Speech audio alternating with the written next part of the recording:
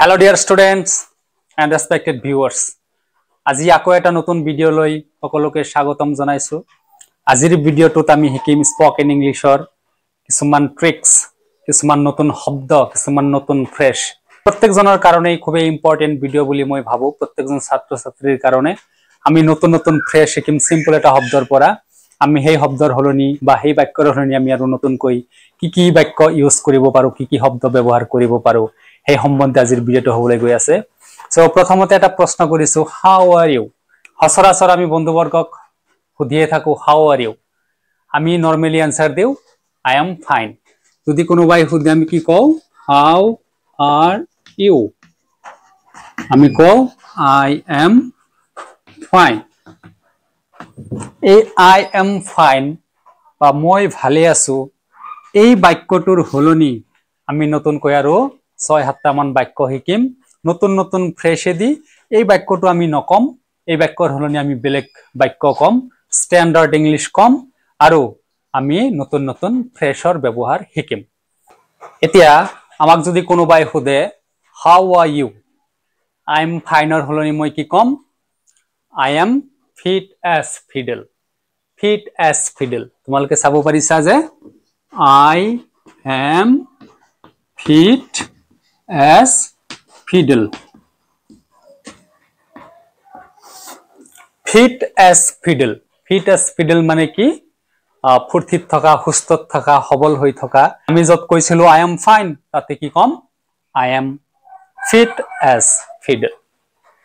ইয়াৰ পৰিৱৰ্তে আমি আৰু কিছুমান বাক্য ক'ব পাৰিম। For example, I am on cloud 9. কি কলো যে I am on cloud 9. যদি কোনোবাই সুধে how are you, মই কম I am on cloud 9. on cloud 9 মানেও কি? সুস্থ হৈ থকা, সবল হৈ থকা, ফুৰ্তিত থকা, আনন্দত থকা। গতিকে I am fine ৰ হলনি ক'ব পাৰিম I am on cloud 9 বা ক'ব পাৰিম I am fit as fiddle। আৰু আমি নতুনকৈ কিছুমান ফ্ৰেশ শিকিম। আৰু যদি আমি স্ট্যান্ডাৰ্ড কৰিব খুজো আমি আৰু কি ক'ব পাৰিম? মই ক'ব পাৰিম I am in good spirits. I am in good spirits. I am in good spirits. In good spirits মানেও ভাল থাকা, সুস্থ থাকা, সবল থাকা, আনন্দত থাকা। তোমালোকে সকলোৱে মুখস্থ কৰা মোৰ লগে লগে কোৱা। যেতিয়া ক'ব how are you, I am fine ৰ হলনি কি কম? I am fit as fiddle, নাইবা I am on cloud 9, নাইবা I am in good spirits. Fit as fiddle, on cloud 9, in good spirits, এই তিনিটা আমি শিকিলো। আৰু আমি তিনিটা শিকিম। ফৰ এক্সাম্পল, যদি কোনোবাই সুধে how are you, মই কম I am over the moon.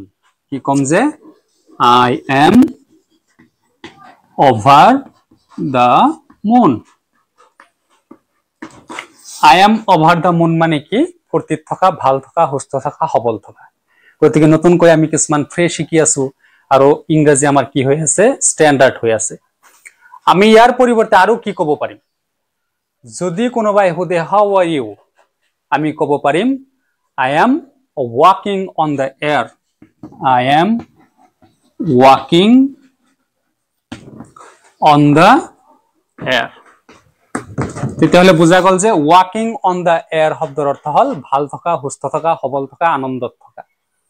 ইয়াৰ পৰিৱৰ্তে আমি আৰু ক'ব পাৰিম, কি ক'ব পাৰিম যে যদি কোনোবাই সুধে হাউ আৰ ইউ, ক'ব পাৰিম যে I am out of this world. কি ক'ব পাৰিম?